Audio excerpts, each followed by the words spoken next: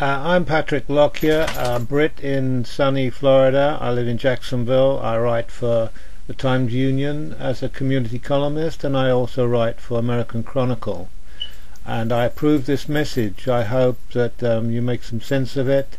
Anyway. Rich, but our most important natural resource, of course, is our people. And I'm thinking, what I need to do is strike a deal with you guys as you go out throughout Alaska.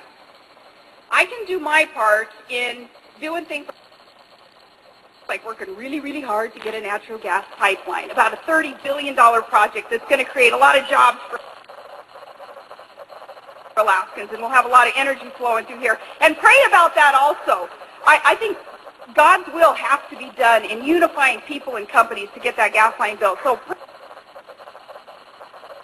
pray for that. But I can do my job there in developing our natural resources and doing things like getting the roads paved and making sure our troopers have their cop cars and their uniforms and their guns and making sure our public schools are funded. But really all of that stuff doesn't do any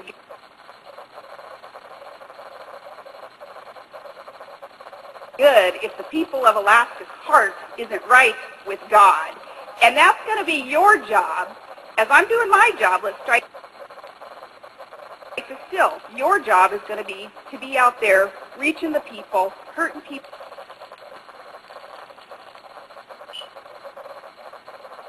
throughout Alaska, and we can work together to make sure God's will be done here.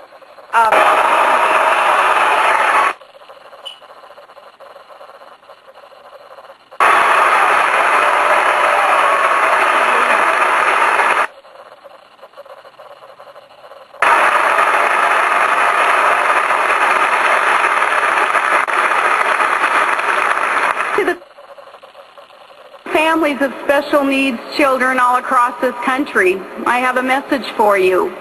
For years you've sought to make America a more welcoming place for your sons and daughters, and I pledge to you that if we're elected, you will have a friend and advocate in the White House. Hi, this is Patrick Lockyer, a writer for Jacksonville Times-Union community contributor, and also a writer for American Chronicle.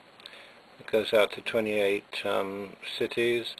I have to comment, I mean, I've looked at the two videos that I've got here. One from June when Sarah Palin, as governor, was talking to her church people and saying that Iraq was a task from God, and that the pipeline that she hopes for, the gas pipeline to go through Alaska, will be brought about if everyone is praying hard enough, and if Alaskans have God in their heart, then the pipeline will emerge. And I just can't believe that this woman can go from being this this person making this first speech in her town of in Alaska, from going from there to being the person that we saw at the Republican convention, and all in the space of what, 3 months. The